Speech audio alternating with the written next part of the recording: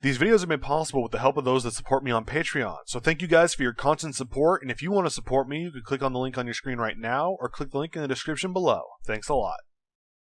Just a forewarning before we fully dive into today's episode, there's actually a lot of names that you're going to need to remember, and I apologize if things get confusing, but I'll try my best to keep things as clear as possible. Another thing that I want to say is that Lu Bu's name is actually pronounced somewhere close to Liu Bu, L-I-U Bu. But for brevity's sake and the fact that I really don't want to come back and re-record the lines every time I screw it up, I'm just going to call him Lu Bu because everybody knows who Lu Bu is, and everybody knows him as Lu Bu. So even though I do get told by my Chinese fans that I get the names right like Cao Cao, Lu Bu's name is going to be mispronounced because it's easier that way for me, honestly. And I don't think anyone out there is really going to type up an angry message to let me know how wrong I am. So now that I've wasted 40 seconds of your time, let's roll those credits and start this episode.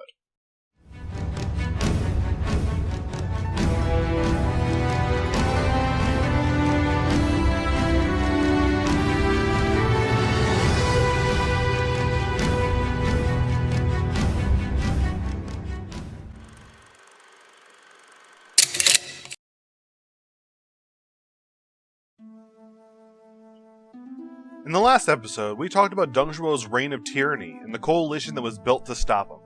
Deng Zhuo wasn't just a crafty man that was able to practically take over the empire by himself, however. His right hand was a warrior known throughout the land, a tall figure in black armor wielding a mighty halberd and riding a red steed. This man's name was Lu Bu, and he's one of the many men that we'll be discussing today. My name is Tyler Valle, and I want to thank you all for tuning in for the third episode and reboot of the history of the Three Kingdoms.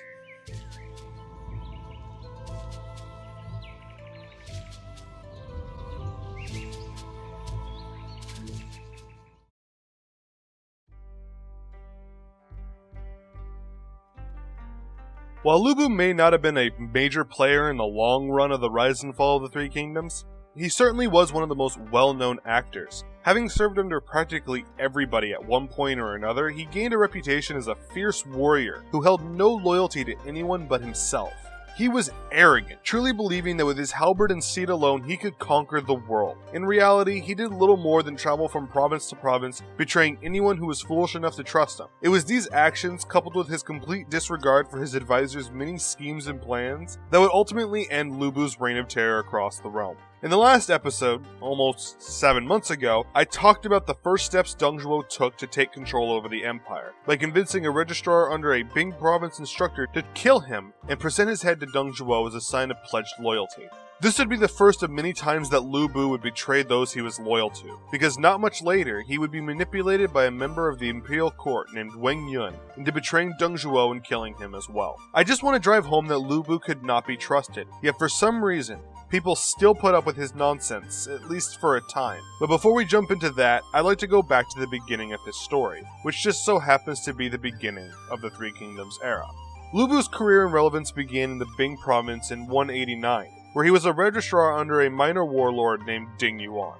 In the year 189, Emperor Ling died, and in an attempt to eliminate the imperial court eunuchs, He Jin had called for two warlords to lead their armies to the capital and to aid in their destruction. Unfortunately, He Jin was assassinated before the reinforcements could arrive, and Deng Zhuo took this opportunity to occupy the capital and slaughter the eunuchs.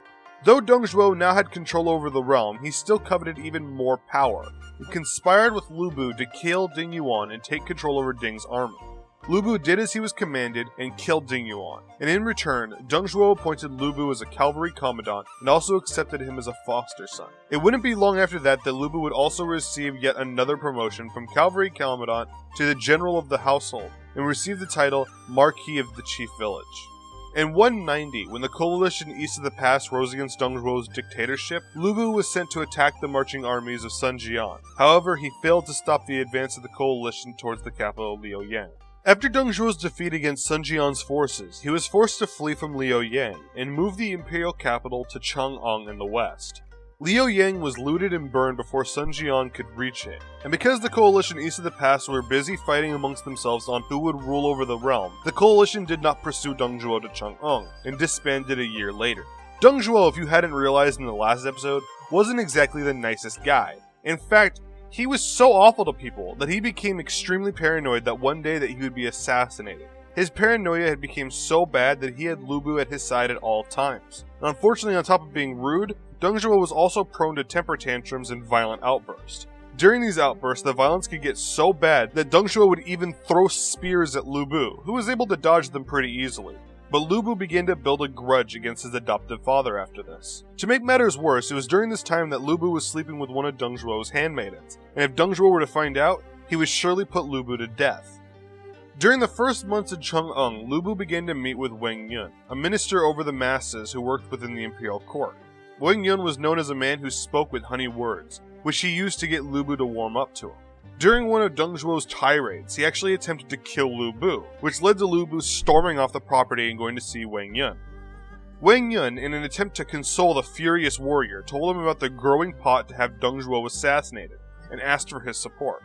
At first, Lu Bu was angered even more, shouting, "But we are father and son," to which Wang Yun retorted, "Your family name is Lu, so you have no blood relations to him. He was not concerned when you almost died, so where was that father and son bond?" This seemed to be the push that Lu Bu needed, because he agreed to aid Wang Yun in his plot soon after. And with that, the final pawn was in place to have Deng Zhuo killed. After Deng Zhuo's death, Lu Bu and Wang Yun gained control over the government. Lu Bu was appointed to the General of Uplifting Might, and he was also received the title the Marquis of Wen from Emperor Xi'an. Though the death of Deng Zhuo led to a very short period of peace, it wasn't long before loyalists, led by Li Jie and Guo Su, led an attack on Chang'an, after Wang Yun refused to grant them amnesty for their alliance with Deng Zhuo. Guo Su led his men to attack the city's north gate, where he met Lu Bu, who made him an offer.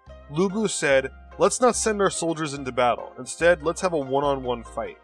Lu Bu began his duel with Guo Su and ended up injuring his opponent. However, before Lu Bu could deal the final blow, Guo Su was saved by his men, and to honor the duel, they withdrew their forces for a time. But in the end, Lu Bu and Wang Yun were unable to resist the siege, so Lu Bu made the decision to withdraw from Chang'an. According to the Sengochi, Lu Bu had to flee Chang'an only 60 days after the death of Deng Zhuo. After leaving Chang'an, Lu Bu traveled to seek shelter under Wang Shu in Nanyang. Depending on which account you believe, there are actually two written accounts on what really happened.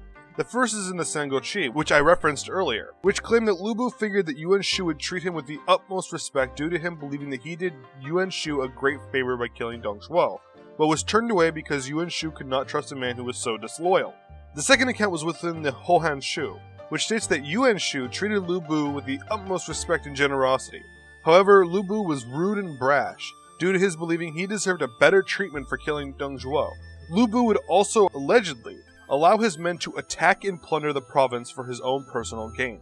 Yuan Shao began to see Lu Bu as a threat to his province, and upon realizing that Yuan Shao was suspicious of him, Lu Bu left to avoid a potential assassination. After leaving the company of Yuan Shao, Lu Bu traveled north to join forces with Yuan Shao's cousin, Yuan Shao. To prove his loyalty to Shao, Lu Bu aided in his attack against Zhang Yan and Chang'an. However, Zhang Xian commanded a mighty army, so Lu Bu decided the best strategy to deal with the situation was to lead his men to raid against Zhang Yan's camp. They'd fight their way in, and then fight their way out, and they would do this several times a day for almost 2 weeks, and on the 10th day, Lu Bu would claim victory over Zhang Yan. Though the very idea of a Yuan Shao teaming up with a one-man murder machine like Lu Bu struck fear into the hearts of all other rulers in the empire, this alliance wouldn't last, due to the fact that Lu Bu, once again, was a disloyal, arrogant bastard. He even treated Yuan Shao with contempt. He even went as far as to demand more troops from Yuan Shao, and when Shao denied that, he went and led his men to pillage Yuan Shao's provinces. Just like with his cousin, Yuan Shao began to see Lu Bu as a threat, and once again, Lu Bu could sense his suspicion. Lu Bu requested to be allowed to return to Liaoyang, and Yuan Shao agreed to the proposal, and recommended that Lu Bu become the director of retainers, whose job it was to look over and supervise convicts and public work projects. What Lu Bu didn't know is that this was just a ruse by Yuan Shao. 30 hand-picked men by Yuan Shao were to escort Lu Bu back to Liaoyang, but as night came on their journey, they attempted to sneak into Lu Bu's tent and stab him to death as he slept. While they did stab a man to death and return to Yuan Shao and report that they must have surely killed Lu Bu, what they didn't know was that Lu Bu was able to sneak out of his tent and got away. When Yuan Shao found out that he failed to kill Lu Bu, he immediately ordered for his city gates to be sealed. I just want to pause for a moment so I can really drill that home. This is one man, whose army was dwarfed by Yuan Shao's by at least 25 to 1, who made Yuan Shao so afraid of his godlike combat prowess that Shao had to seal his city gates in fear. Lu Bu truly was a powerhouse of a human being. After he made his escape, Lu Bu fled to Hanai, a commandery under the control of Zhang Yang. Yuan Shao ordered for his men to pursue Lu Bu and kill him before he reached his destination. But the would-be assassins were far too scared to even approach Lu Bu, and failed once again to kill him. Lu Bu and Zhang Yang hit it off pretty well.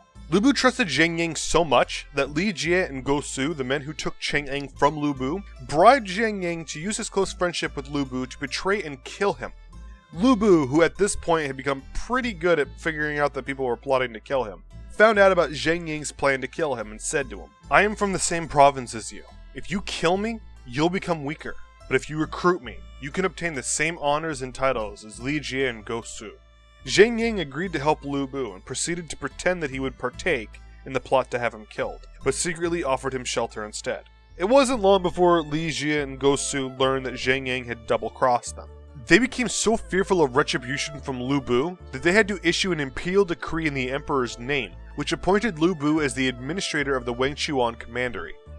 Now I should mention that these series of events are up for interpretation, though the story doesn't change all that much. In the Sengoji, it went something like Yuan Shu to Yuan Shao to Zhang Yang, but in the Hohan Shu it went Yuan Shu to Yuan Shao to Zhang Yang, back to Yuan Shao, back to Zhang Yang, and along the way some point, Lu Bu would meet with a man named Zhang Chen Liu, where he would swear a pact of friendship with him. This friendship would lead to the deaths of a lot of people, but that'll have to wait until the next episode of this two-part story, where we finally get to meet one of the greatest strategists of the Three Kingdoms and Han Dynasty era. So until next time, Sai Chen, goodbye, until we meet again.